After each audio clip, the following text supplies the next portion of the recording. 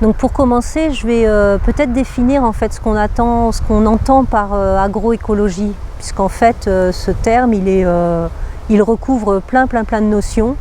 et donc dire un petit peu comment finalement dans le programme MAB on a utilisé ce terme. Alors l'agroécologie, ça peut être à la fois des pratiques agricoles particulières, ça peut recouvrir tout un ensemble de pratiques agricoles, mais c'est aussi un mouvement social et un mouvement politique. Donc ce mot agroécologie qui est utilisé de plus en plus dans toutes les sphères, à la fois dans les sphères agricoles mais également dans les sphères politiques, finalement il a concerné des pratiques qui étaient faites à l'échelle de parcelles, mais progressivement en fait ce terme il a englobé des choses qui sont beaucoup plus larges et qui deviennent de plus en plus systémiques. À savoir, on travaille de plus en plus à l'échelle du paysage ou encore même à une échelle plus large qui inclut le système agroalimentaire. Cette agroécologie qui est au niveau des pratiques agricoles va être interrogée par les différents territoires, les différentes réserves de biosphère. En fait, chaque territoire, avant de commencer à s'interroger sur s'il y a des pratiques agroécologiques qui sont mises en place sur leur terrain, s'interroge même sur ce que recouvre ce terme, puisqu'on a vu que c'était une notion finalement qui était relativement complexe. En fait, dans le programme MAB, quand on a mobilisé ce terme et essayé de réfléchir avec les réserves de biosphère à comment essayer de concevoir une transition agroécologique sur des territoires, c'est la vision systémique qu'on a mobilisée, c'est-à-dire la partie où on part des pratiques agricoles jusqu'au consommateur, en incluant à la fois les processus de filière qui sont la transformation et la distribution. Donc sur les territoires, du coup, on interroge les différentes pratiques agroécologiques, donc que ça soit au niveau d'une parcelle ou à une échelle beaucoup plus systémique comme on le mentionnait tout à l'heure, finalement en incluant le système agroalimentaire.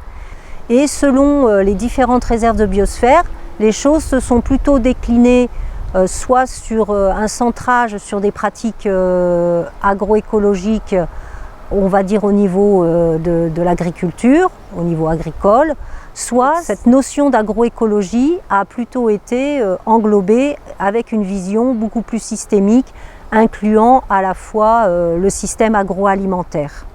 Ce qui est remarquable sur ces terrains, c'est que finalement ces pratiques agroécologiques, même si on ne les nomme pas en tant que telles, sont des pratiques qui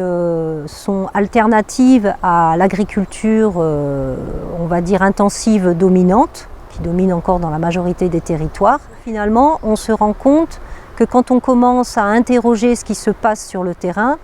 il y a énormément d'initiatives qui sont déjà présentes et qui peuvent relever de cette transition agroécologique.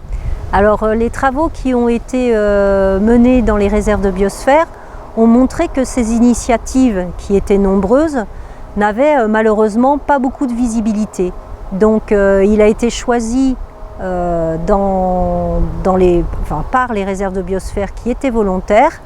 d'essayer de mettre en visibilité l'ensemble de ces initiatives. Donc soit elles ont été choisies comme en Moselle plutôt sur des pratiques agricoles ou un recensement finalement des pratiques d'élevage ou de polyculture élevage ou de culture de céréales qui relevaient de l'agroécologie ont été recensées, soit une vision plus systémique qui englobait toute la chaîne agroalimentaire. Et par exemple, dans la réserve de biosphère du Mont Viso,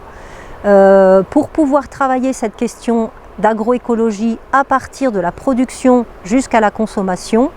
cette problématique a été inclue dans un projet alimentaire territorial qui permet d'avoir une vision et d'appréhender cette question-là de manière extrêmement systémique.